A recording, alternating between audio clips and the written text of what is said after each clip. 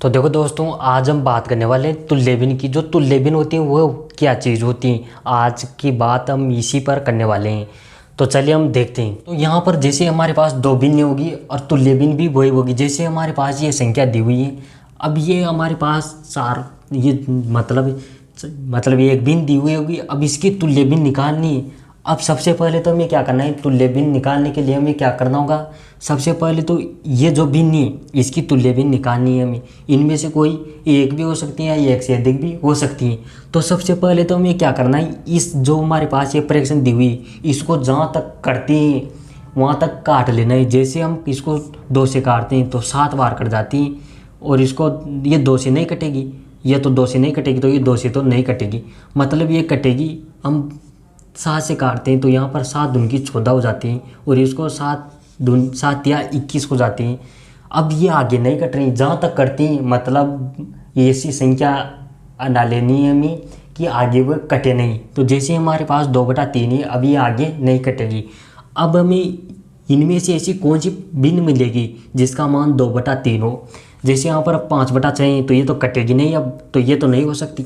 5/6 ये कटेगी नहीं, तो ये वो भी नहीं सकती। मतलब इन भिन्नों का सरलतम रूप करने पर हमें 2/3 मिलना चाहिए, वही इसकी क्या, इस भिन्न की तुल्य भिन्न हो जाएगी। अब जैसे हम बात करते हैं यहाँ पर 4/2 है, तो ये 2 बार कट जाएगा 2 से, और ये 2 से 1 बार कट जाएगा, मतलब 2/1 आ जाएंगे। तो 2/1 नहीं चाहिए हमें, तो ये भी तुल्य भिन्न नहीं हो सकती। अब हम बात करते हैं 20/30 की। अब 20/30 में हम 10 का भाग देते हैं तो ये कट जाती हैं 2 बार, और ये कट जाती हैं 3 बार, मतलब इसका मान आ गया हमारे पास 2/3। अब मतलब इसका सरलतम रूप करने पर भी 2/3 आया, और इसका सरलतम रूप करने पर भी 2/3 आया, मतलब ये इसकी तुल्य भिन्न हो जाएगी। अब एक और उदाहरण बचा हुआ है, तो यहाँ पर हमारे पास है 30/60। अब 30/60 अगर हम इसको काट के देखते हैं, अगर ये कट जाती है और इसका मान 2/3 आ जाता है, तो ये तुल्य भिन्न होगी, नहीं तो नहीं होगी। जैसे यहाँ पर अगर 30 का भाग देते हैं तो 30 से कम 30, 30 दूना 60, तो यहाँ पर ये इसका मान आया 1/2, तो ये तो तुल्य भिन्न नहीं हो सकती, मतलब यही एक तुल्य भिन्न थी।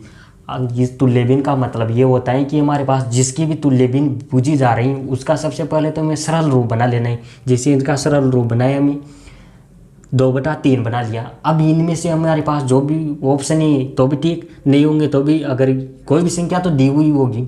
अब उस दी हुई संख्या में अगर हमसे ये पूछा जाए तो उस संख्या का हमें क्या करना है, सरलतम रूप करना है, जिसका मान भी 2/3 आ जाएगा, मतलब वो इसकी तुल्य भिन्न हो जाएगी। जैसे मैं एक और उदाहरण लेता हूँ।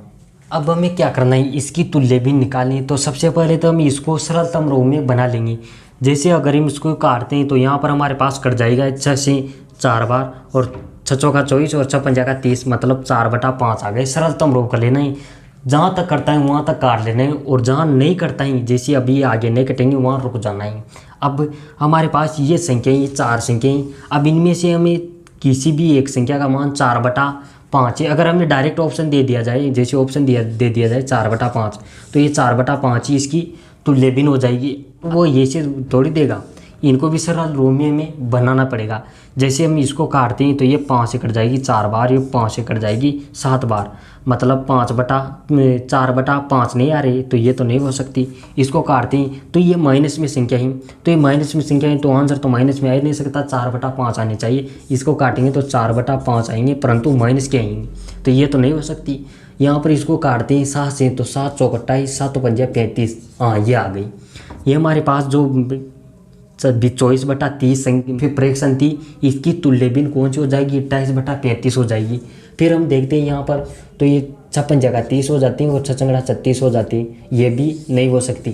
तो ये भी नहीं हो सकती, मतलब हमारा आंसर हो गया ये। मतलब कोई भी संख्या हो, यहाँ पर 2 भी आ सकता है। मैंने तो सिर्फ एक उदाहरण लेके आपको समझाए हैं कि इनको किस प्रकार से सॉल्व किया जाता है। अगर हमारे पास 1 से 2 भी होती तो भी कोई दिक्कत नहीं हो सकती थी। अब मतलब ये ऐसा जरूरी नहीं कि 24/30 की जो तुल्य भिन्न होगी वो 28/35 होंगी, कोई भी और भी संख्या हो सकती है, कोई अलग संख्या भी हो सकती है।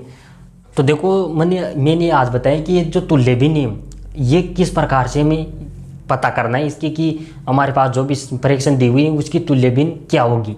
ये हमें सबसे पहले तो हमें क्या करना है, जो हमारे पास फ्रैक्शन दी हुई है उसको हमें सरलतम भिन्न सरलतम बिन में बना लेना ही, जहाँ तक करती है वहाँ तक काट लेना ही, जहाँ नहीं करती वहाँ पर रुक जाना ही।